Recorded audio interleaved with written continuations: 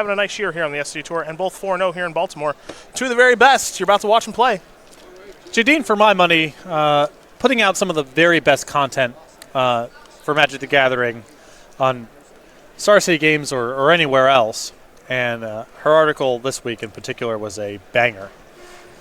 So, as content coordinator of Star City Games, as we see Jadine playing an Inquisition of Kozilek, Lightning Stoneforge Mystic. Yeah. Oh, sorry, excuse me. Snapcaster Mage. Yeah. The selection is Snapcaster Mage. Snapcaster Mage is going to the graveyard. Supreme Verdict, Path to Exile, Lightning Bolt, and lands in hand.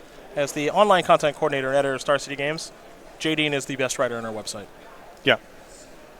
Her stuff's excellent. And she writes next to some very, very talented people with very long resumes that are all great writers. Jadine is the best. Her writing is unbelievable. It's very rare. There's not a whole lot of content producers out there where the good ones in my mind get one of the two. Either the content, the meat of the strategy is excellent, but the writing's kind of, I could take it or leave it. Sure. Or they're an excellent writer, but maybe the strategy isn't high level. And Jadine is one of the very, very few that's a lot of both. Content's good and the writing's good. Another person who's started writing a little bit for Star City recently, who I think might get to that point too, is Dylan Han. You found it. Yep. Yeah. Jadine with a Scavenging Ooze, not the Tarmogoyf. And she loves to play after making the opponent discard a couple of times. Supreme Verdict and Snapcaster Mage in the graveyard. Spot removal spells in Rosum's hand. Jadine's going to have to work through them anyway. But those cards aren't. That's not what the meat of this kind of matchup is about. Mm-hmm. The one-for-one removal spell is kind of whatever. It's more from Klomparens' perspective, preventing Rosum from being able to leverage some source of card advantage. Snapcaster Mage is an innocuous example of that, but still quite good. Search for Escanta. If the game drags out for a long time, Cryptic Command, those are the cards to really fight over. Rosum will play a Flooded Strand and pass the turn back over to Klomparens. Jadine will draw. Someone who knows this deck so very well is Jadine Klomparens. Many different ways that she has built this deck over just the course of 2018. Remember, Bloodbraid Elf was unbanned this year. Some players were playing with it immediately. Jadine only playing 2 copies here this weekend, 2 main deck copies of Kalida's Trader of Get in a dredge-filled metagame. That makes a lot of sense. Yep. Also can help shore up the burn matchup a little bit, which is historically a little sketchy for Jund. How many copies of Raging Ravine / Treetop Village? Let's take a look. I got 3 Ravines, no Treetops. Here is Bloodbraid into Dark Confidant. Quite the hit here. Yeah. You know, the Bloodbraid Elf, you like to hold off to a point where your opponent has something in play, so if you hit a removal spell, it's good. But against a deck like Jeskai Control, that situation may never really emerge, so you just got to play the Bloodbraid and hope to hit something proactive, which Jadine was fortunate enough to do. Path to Exile is going to take care of Jadine's Dark Confidant. Rosum is going to search up a Sacred Foundry with the Flooded Strand. These players will be shuffling, presenting, all that good stuff. And we'll head back over to Rosum for his 4th turn of the game.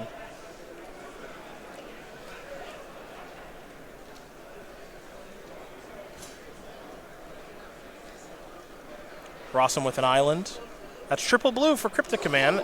However, as you can see in Rosum's hand, there's a couple of lands over there and then just a copy of Lightning Helix. So Rosum is playing the spot removal game, and then he's hoping to spike a Search for Escanta or a Teferi. That's kind of the plan here for John. For now, he is going to play a Lightning Helix to take care of that Bloodbraid Elf, gain a little bit of life. The big question here is, what is Jadine's follow-up? Is Blood Crypt is going to enter the battlefield untapped? That's notable. I mean, it got to be 6 mana worth of plays. That's the only thing that would justify it. Maybe trying to play around something like a Logic Knot, perhaps. There's Kalidas. There's Tarmogoyf. Well, that's 6 mana worth of plays. And those things are likely pretty large. So we're going to go over to Rosum. Jadine's already taken care of the Supreme Verdict. John didn't get a great look at what he drew. I think the draw step there was Teferi. Now he's looking through the graveyard. Oh, no, it's Hieroglyphic Illumination. That's what it is. Okay. This is interesting. Do you? I think you almost certainly draw 2, not cycle. You got to take your lumps this turn and draw 2. Yeah. There's no individual card that pulls you back out. Here comes the Goyf. That's a 4 or 5 in the Kalidas. And you can afford to take this hit and try to get as many looks as possible at Supreme Verdict. Now, how many copies is Rosum running of Supreme Verdict? Is that a one of or multiples? 2 copies. All right, so one more left to draw. Rosum's going to sack the fetch land first, then hard cast the Hieroglyphic Illumination. So 2 cards coming, plus 1 more for his draw step as he looks to get himself out of the problems that he's in. Jadine waiting very patiently.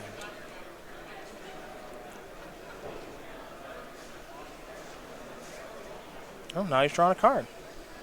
So all the new cards are in Rosum's hand, and there's the verdict. He found the second copy. That'll clear everything up. Can Jadine rebuild is the question. The answer is no. Quickly drawing and passing the turn. So we're already going back over to Rosum. Rosum looking to take control of this game now. Has a Path to Exile in hand. Just going to pass the turn back over to Klomparens. Klomparens quickly passes the turn back over to Rosum. Sulfur falls and a pass back to Jadine. Jadine's going to go with an Inquisition. Very smart Jund player. Wants to clear the path first. Sees a copy of Cryptic Command. Not sure she's willing to deploy anything into that. I'm guessing she will wait until she can play 2 cards in 1 turn. No point in just playing 1 big main phase spell into that Cryptic. Maybe Blackcleave Cliffs there for Klomparens. Pass the turn back. Rosum's going to play a Field of Ruin. That'll take care of any future Raging Ravines as we go back over to Jadine. This looks like it'll be the first test spell. Doesn't appear to be a discard spell. Looks like it might be better than that. Going to go with the Scavenging Ooze. That one's relevant. Yeah, that's good enough to get a Cryptic out of Rosum here, I would believe. So there is the Cryptic, counter and draw. And you see Jadine doing a really nice job of sequencing here. A lot of patience being demonstrated. 2 spells in 1 turn as Tarmogoyf is the follow-up. Now we head back over to Rosum. He needs an answer for the big Lurgoyf. And some of his answers will do it, but some of them simply will not. Lightning Bolt, Lightning Helix, Electrolyze, that's not going to do it. John needs something a little bit more permanent to take care of that, like Path to Exile or Snapcaster Mage. Tarmogoyf's going to come in here, and it looks like perhaps Celestial Colonnade might get fired up.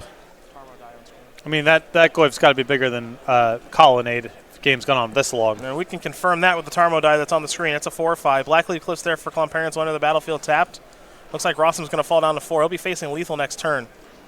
But I really like the way that Jadine navigated those handful of turns there, using a discard spell to clear the way, and then making sure that she can play multiple spells in 1 turn so that Cryptic Command does not ruin her.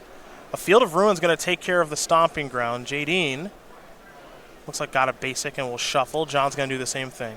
A little surprised to see Rosum. I mean, I understand he's got to draw something good here, and he wants to thin out the deck, but he's also got to beat a Ravine off the top. See, if he draws an answer, then it's worth it, but... Well, he drew a Hieroglyphic Illumination, which means we got some redraws here, folks. Draw 2. Looks like a Teferi was found, and that's a pretty good card to find right now if you're Rosum. He'll play that, and he'll tuck that, which means I'll get a stamp on the old bingo board here, and Jadine is maybe in a little bit of trouble now.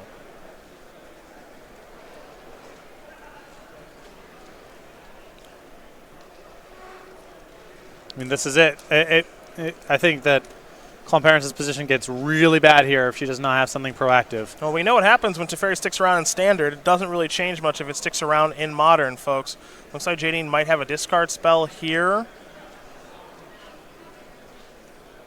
This is where a card like Kolaghan's Command is so good, because it would be able to kill Teferi, maybe get something back. Any of our 2-for-1s here are really good, but... Searcherous Kanta bit the dust from the Inquisition. Rosum with just a couple of lands in hand. And now there's Liliana. Okay. Going to plus. That's going to go up to 4. So the Planeswalkers are now squaring off. But Rosum's going to get the better of it here because he has a colony to start things off with. Yep. Rosum will draw a card now from Teferi. And you mentioned the Colonnade, and John, so smart, already reaching for his mana, working that into the equation to get the Liliana off of the battlefield. Snapcaster Mage also in hand. Rossum's going to be able to untap 2 lands and be able to snap Cryptic now, too. And this is where it starts to become just a little too much, Patrick, because there's Bloodbraid Elf. Well, Bloodbraid's going to be able to find the Tarmogoyf that we already know is there because Teferi's tucked it. So Rossum's going to have to deal with both of these, but again, this is something I think he's capable of because he's got that Supreme Verdict in the graveyard. Yep. I mean, he can also Snapcaster, tap, and bounce the Snapcaster Mage. There is also and then, that. you know, do everything next turn. Looks like he's going to counter Tarmogoyf and draw a card, which means that Bloodbraid and Snapcaster would trade and Teferi would still do its thing. So it all works. Yeah, he's got multiple paths to kind of get to the same spot. Now Rosum will draw not one, but two, thanks to Teferi, Hero of Dominaria.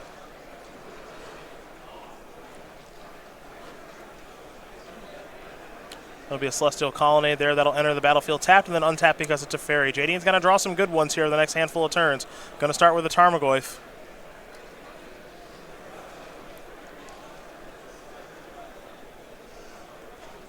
Rosum going to tap some mana here. Looks like it's going to be Cryptic again.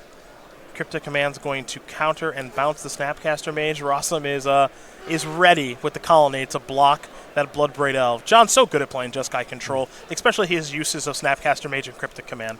You can tell he's been doing this quite a bit. A critique that I've had of Rosum, it's a small one, but and it might have come into play last turn. I think he at times has been a little too passive in terms of dialing up the Colonnade and getting the game closed out.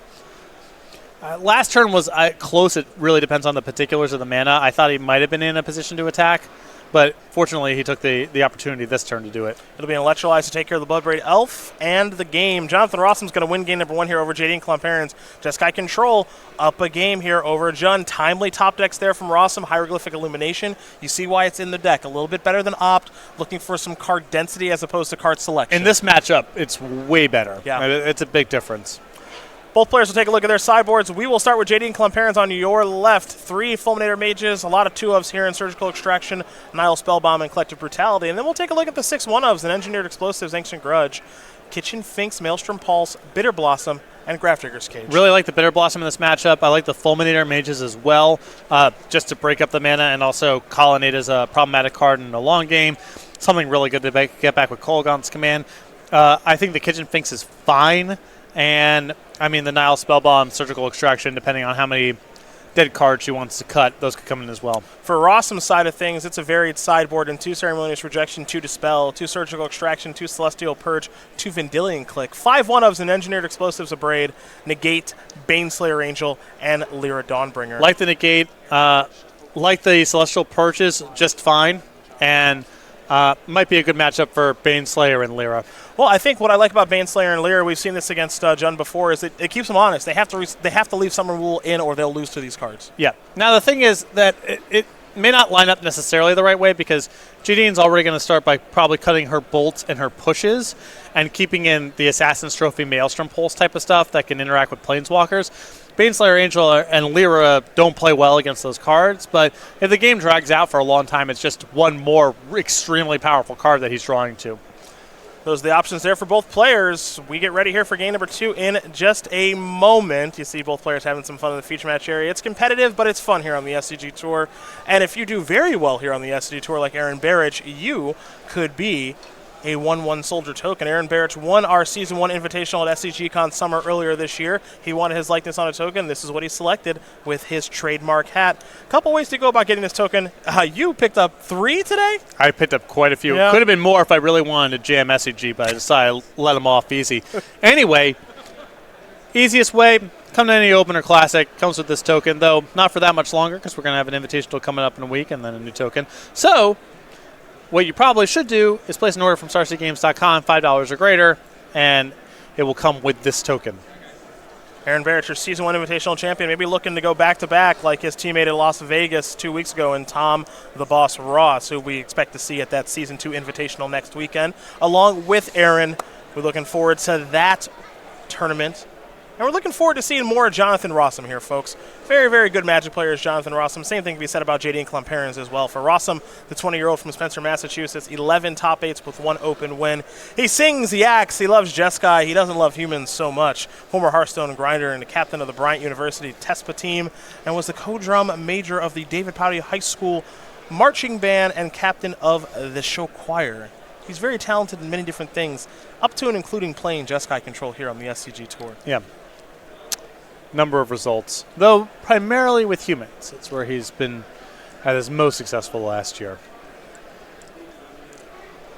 Been a lot of fun watching Rosum. I mean, he said he's going to be playing a ton next year to qualify for the Players' Championship. We'll be announcing the details of how to qualify for that tournament in just a few weeks here over at StarCityGames.com. So keep your eyes peeled for that.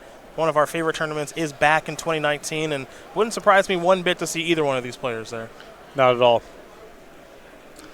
Rosum with a number of excellent results throughout 2018. Klomparens a runner-up at a previous invitational. That was in New Jersey, in what feels like forever ago, losing in the finals, to Liam Lonergan, whose likeness was an elf token a handful of years ago. So Jadine will be on the play here, folks. And we'll see if Jun can tie things up. Jadine, interesting, in her article this week that I highly recommend you do read on the premium side of StarCityGames.com, writing that she doesn't even believe Jun to be the best choice in the format. But it is a deck that's very easy to toggle to the metagame. A couple more removal spells, a couple fewer discard spells, whatever you think is appropriate. So if you're experienced with this kind of archetype, you can kind of play it in perpetuity. And there's something you said for it being the best deck choice for her as a player. Yeah. Few people know this deck better than her, and I think she played that game quite well. Rosum with some timely draw steps to take that game away from Jadine, but great sequencing, good use of discard, had a plan, came up a little bit short, and now taking a mulligan. There's something to be said. People focus a lot of their losses on, if they played well or not, and certainly deck experience has a lot to do with that. But there's really not nearly the same level of scrutiny paid to, was my sideboard bad, or was my main deck off by a couple cards? And when you get that experience with an archetype, you take all those losses out of the equation. And I think that the average person who kind of bounces from deck to deck probably loses a lot of equity in tournaments over time by just having their builds be bad. Well, there's something to be said for just sticking with the same deck and always working on the build of it. And that's what the 28-year-old from New Britain, Connecticut does do with 5 open top 8s, most of them with Jun, invitational top 8 where she was playing Jun in Modern as well. Despite that number one fact of the large number of social media followers don't play Magic or know who she is, but are fans of the Filipino singer, still loves her name and hasn't become jaded to puns on it. And my favorite fact of all of them, once had a gun pulled on her by a 9-year-old while delivering pizza. The best fact of all of these. Yes, that's an intense fact. Yes, that is Jadine Klomparens. One of my favorite facts back in the day was the youngest Kiefer. I think one of the facts was in the 4th grade. Yes. That was also a good fact. It's a good fact. It appears as though both these players are on 6 cards as we begin game number 2. Klomparens with a Raging Ravine. Rosum with a Steam Vents to kick things off in game number 2 of round 5 here from Baltimore. Klomparens going to sacrifice a Verdant Catacombs, fall down to 19, potentially 17. And she's deciding exactly what land to get. With Field of Ruin and Path involved in the matchup, there's kind of an incentive for Klomparens to leave as many basics as she can in her deck. So even if she doesn't have to take the damage here for the sake of her mana, I think she's going to just err towards leaving the basics in the deck. It'll be a Tarmogoyf here for Klomparens, just a 1-2 right now, given the Verdant Catacombs that's in the graveyard. Do remember that we're going to take a bunch of questions from you guys at the end of the round, since we didn't get to take that many at the beginning of it. Little guest appearance there from Jerry Thompson. Here's a Liliana of the Veil that needs to be taken care of via Logic Knot, I would assume. So if you have any, make sure you do send them over at Cedric A. Phillips, hashtag SCGBALT. We want to hear from you. We want to take some questions from you. And don't make them all about Splinter Twin being unbanned, please. As there is a Logic Knot to take care of the Liliana. Tarmogoyf going to come in for some damage. It'll be a 3-power creature. It'll be dodging Lightning Bolt and Lightning Helix now. Teferi in hand there for Rosum. Cryptic Command the draw. Hallowed Fountain will enter the battlefield tapped. Rosum going to need a Path to Exile to take care of this large Lurgoyf. In comes the Tarmogoyf. Rosum falling down to 11, it looks like, as Klomparens will play an Overgrown Tomb and pass the turn back. Electrolyze the draw here for John. Good in some spots, not great in this one. Scalding Tarn the land, and we'll head back over to Jadine. Still a game kind of being played at Rosum's pace here, not getting overwhelmed with threats. Has Cryptic Command mana up and might be able to set up a sequence involving Cryptic your 1 threat into Teferi the following turn.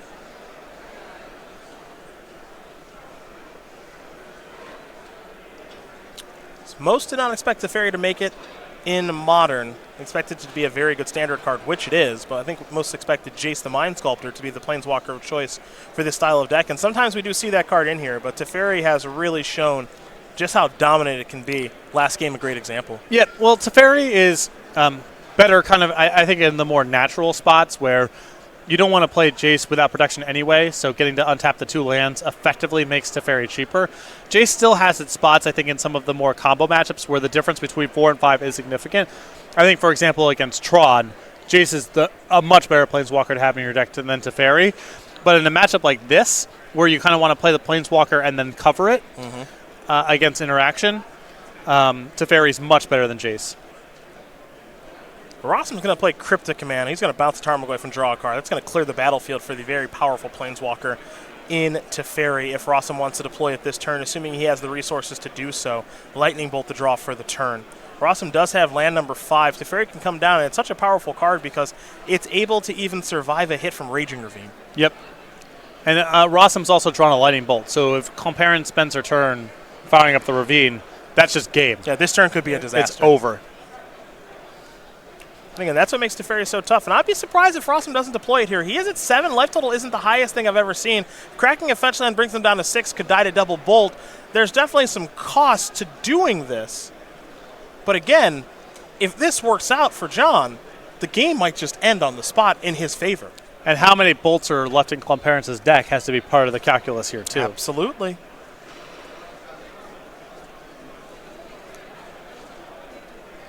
So Rosum has some decisions here, no doubt about it.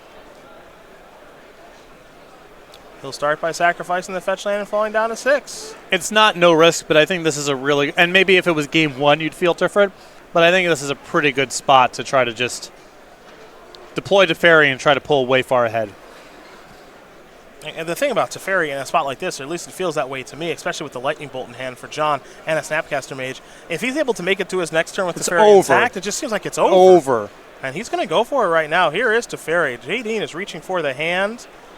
I don't see anything there just yet. It's going to be an Assassin's Trophy. Okay. With the plus of Teferi on the stack. So I think what happened there is John drew a card, assuming he was good to go when Jadine wanted to respond. So I'm not sure exactly if they're going to put a random card back, if John knew what he drew. We'll see the conversation taking place. And there we do see one of our judges here at SCG Baltimore to help out a little bit. Looks like communication, John just going a little bit too quick. I think Rosum knows the card that he drew, but Jadine doesn't know that, so they're probably going to have to randomize it here. We will get a ruling on exactly what will take place. It being a random card, though, does matter right now, folks, because if the Lightning Bolt goes back, as an example, the Ravine could be clear for takeoff. Yeah, I mean, Klomparens still may not want to make that sort of attack because you've got to be worried about Path to Exile as well. But yeah, I mean, it matters. They're coming to us. They're coming home. Bring it in. Bring it in. Bring it in. Come on back. What am I going to grab here? I got dice in front of me. You know what? I'm going to... Questions. How's questions sound? Your favorite. The what do you want to call the crowd today? The plebes. Come on. All right, here we go. Because Ponder and Preordain are replaceable for weaker forms of it. Nope, I read that wrong. Never mind. Let me scroll down. That was a statement, not a question. Yeah, you're involved in someone else's thread. Yep, I got tricked there. Untag people. Okay, here we go. Should Burning Inquiry be banned because it messes with opponents' hands? No. I mean, it's probably because sometimes there's this... The edge cases of the RNG are... Well, I just lost all the lands that were in my opening hand. This sucks.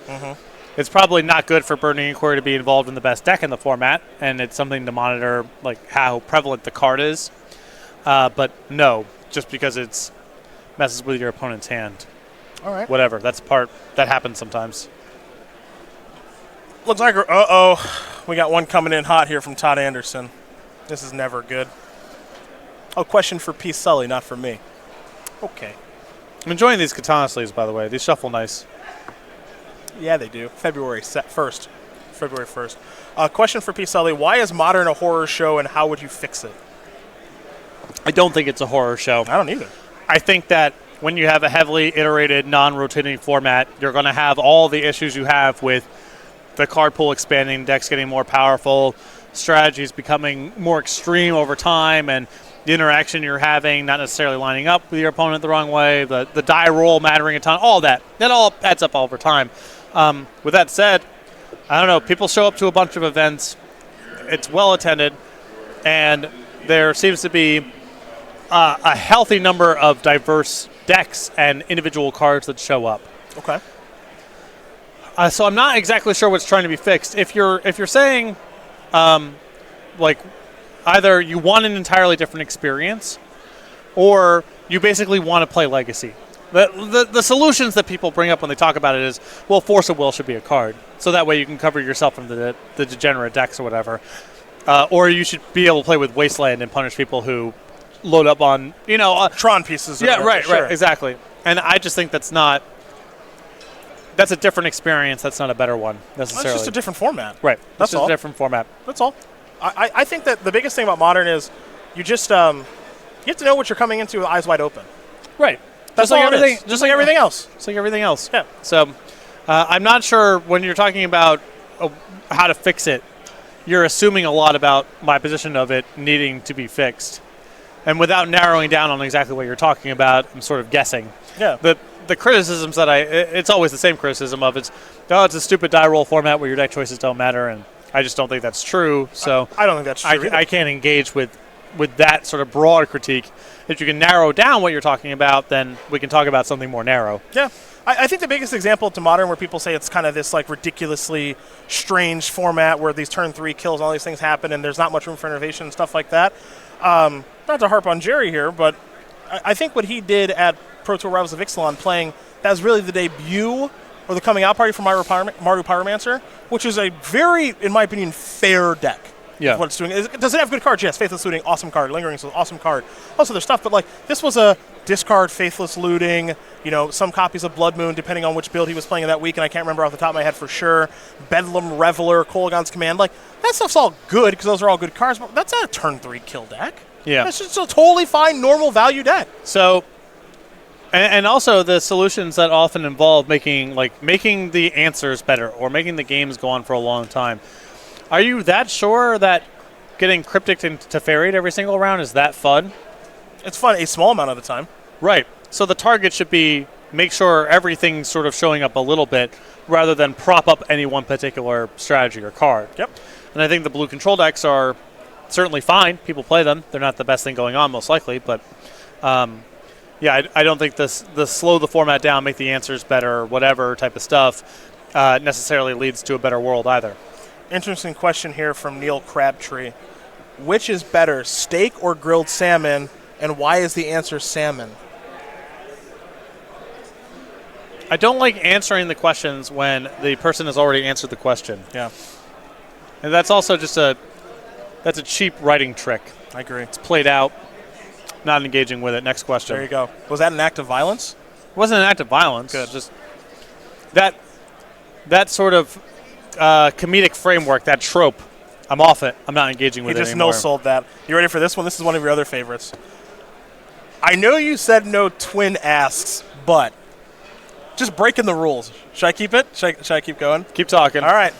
But what if Exarch is banned and twin unbanned? Does it change anything? Why? Why? You can already play with Kiki Jiki. That's a card that's legal right now. You can play with it. So why are you trying to just like add some salt and pull out some pepper in a way that makes the ban list read like nonsense? So you can play with this very specific 4-mana card when the same card exists at 5. It's true. You can play with it right now. You can play Splinter Twin. I've seen modern tournaments in the last 2 years where people have played Kiki Chiki Splinter Twin, or that style of deck. You can do it now. Why does it have to be the 4-cost version? Why do you need it to be? You need to be the best version possible. You can't have fun if you're your idea of having fun with an archetype or strategy involves literally the most powerful cards of this deck have to be legal for me to have a good time. It's not like I need to play with Fire Blast to have a good time with Burn and in Modern. I can have fun with the weaker cards. That's what it means to enjoy playing a strategy. The cards don't have to be as good as possible for it to be enjoyable. And if you only care about win rate, go play some other deck. Yeah. There's a deck out there right now that's better than the other decks. You can go find it and play it. That's true. You fired him up there. Fired him up. All right, I'm going to bring you back to a happy place. What if we banned Steam Vents? but it's like, why would you manage it that way? Like, why do you want to play with that particular card so badly? Because people are just really in a Splinter Twin, man. Which I don't understand. But yeah, stop horse trading. It's not like, whatever. It's not that sort of thing. All right, next one. Now, this is going to bring him back down a little bit, as we're still waiting on that judge call, by the way. Yeah.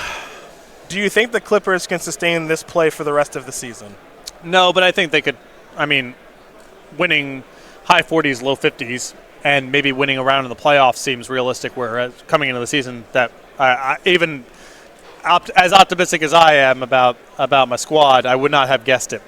What's our bet for the Clippers? 36.5 wins, the Vegas line total. He has the over, I have the under. 36.5. I think they have 12 wins already. No, they're 15-6. Yeah, they're going to cover that bet by All-Star break. Gosh, that's not good. No, I do not expect them to be the first seed in the West by the time it's all said and done. But it's been a nice season. It's a little weird because you would think that the plan was to bottom out, go into free agency with all this money, and try to sign a bunch of people. But now it's like, do we just bring the band back? I don't know. It's weird. Former SCG Tour grinder. And now Wizards of the Coast shill, Michael Majors. Shout out. What up? Miss you, Michael. Arclight Phoenix has sparked and obviously this is a really deep, long question because it's Michael. Arclight Phoenix has sparked a ton of innovation in its short time in Modern with 3 to 5 new archetypes in a span of weeks. Contrasting this with the years it took for decks like Death Shadow and Lantern to be discovered, do you think there's been a shift in attitude towards modern deck building that has made it more attractive to try new things in the format, or is there still a wealth of competitive content to be slowly uncovered? Look at that question. I'm probably somewhere. I'm a bit of a centrist on that position. Okay. I think the difference. Maybe there are faster iteration cycles now, and just more people are playing Modern. That's part of it. I think Lantern is a unique case in that the cards that go into that deck are so bad and so narrow and whatever that takes a little while to get to that point. Death Shadow, I'm surprised, took as long as it did to get discovered because it's a one-mana card that plays well with fetches and shocklands. So I think people probably should have been on that one a little bit faster, now looking back in retrospect. Arclight Phoenix is somewhere in the middle of those two things where I think probably a little bit less obvious than Death Shadow, but also the things that glue that card together are some of Modern's best cards. Sure. It's not hard to say, well, this card plays really well with Faithless Looting on a number of fronts, Metamorphose on a number of fronts, and a couple of the cheap cantrips that are in blue, whatever the case may be, where the cards that surround it are so much are powerful, well-established cards that I think it's a little bit easier to get to the finish line of, all right, well, this is the shell that I put the card in. I think are we still working? Oh, I was going to say. Yeah.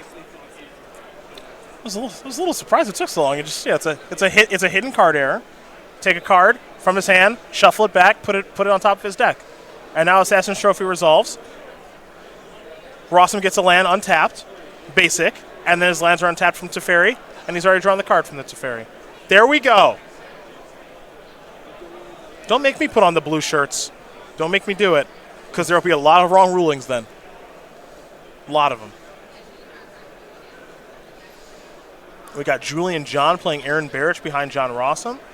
We got players that will be given the green light to keep going. Now let's update you on what's going on here. Jadine's going to play a Bloodbraid Elf.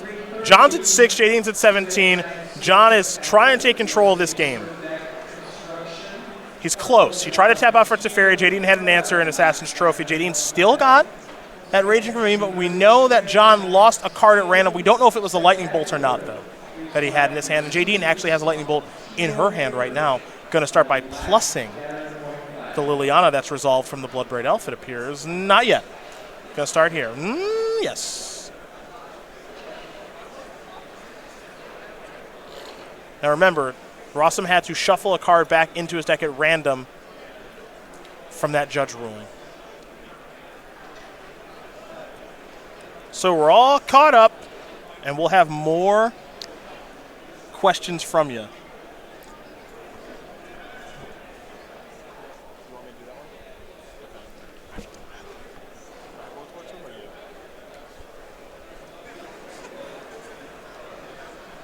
Electrolyze.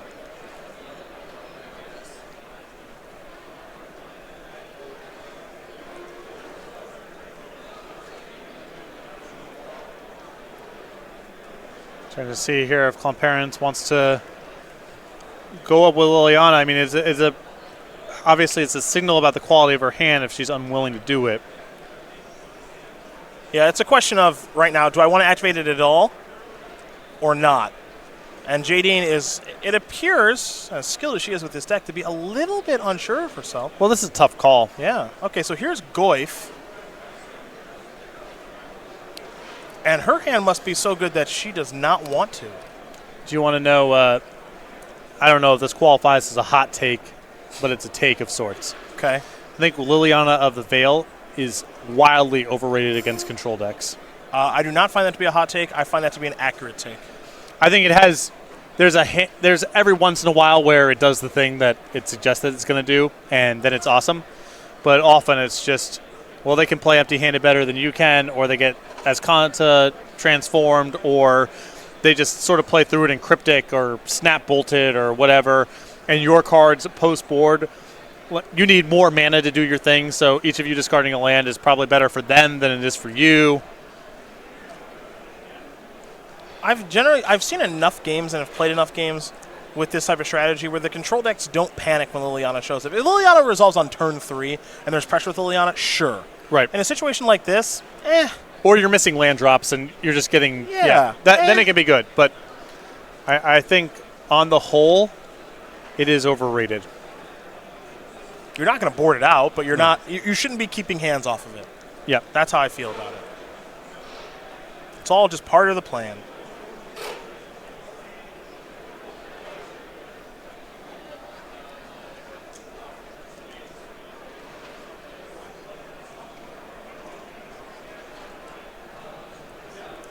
Looks like Tarmogoyf is going to be taking on a lightning bolt here, maybe.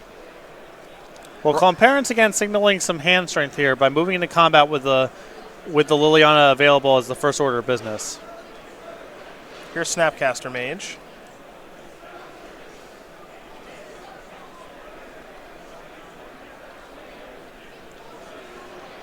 Will Snapcaster Mage get the opportunity to block? The answer is no. Jadine's going to bolt the Snapcaster before it has the opportunity to block, because Snapcaster plus Bolt will take care of that Tarmogoyf. And I think Rosum has another Snapcaster Mage where he can try to do the same play. Yeah, but I also think if you're Jadine, you're probably okay with this exchange. You've gotten 2 Snapcasters. There's your block. Your follow-up is a Dark Confidant. Now that's interesting, because now John's got to decide what to bolt. You should, I mean, you got to, that's your one shot to take care of the Tarmogoyf. You can peel to another burn spell here and answer the Confidant that way. I think he might already have the bolt in hand to take care of the Confidant. He does. Now John's hand is very good. It doesn't appear as though there is a Teferi in hand, but I believe a Cryptic Command and a Hieroglyphic Illumination. It's actually just an Illumination. No, 2 cards. Should be Cryptic Illumination in his hand, where Jadine is playing off the top here. So it's time to fire up that old creature land. Hope that Raging Ravine can get the job done. Never a great feeling, but not left with any other options here is Klomparens. Yeah, so the more efficient thing to do is to Cryptic at the end of the turn and set Klomparens back 2 turns in terms of being able to animate the Ravine again. But if you take the hit, now you're in bolt range. There's the attack trigger. Cryptic Command this. Klomparens will replay the Raging Ravine as her land for the turn, and we're going to go back over to Jonathan Rosum, who will simply draw and pass. Jadine's play will be the same. In Path will take care of that. And Rosum's going to be able to draw 2 cards with the Hieroglyphic Illumination. And Patrick, this one might be over. Well, he's going to pull. He still needs to draw to one of his, substantial cards, but he's starting to pull ahead. 2 cards there for Rosum. He'll untap all those lands, and he will draw another one. Supreme Verdict has been found. Rosum will play a Plains and simply pass the turn back over to Klomparens. It'll be a Fulminator Mage here for Jadine. Not a terrible draw here. An annoying one to answer with a removal spell. Snapcaster Mage.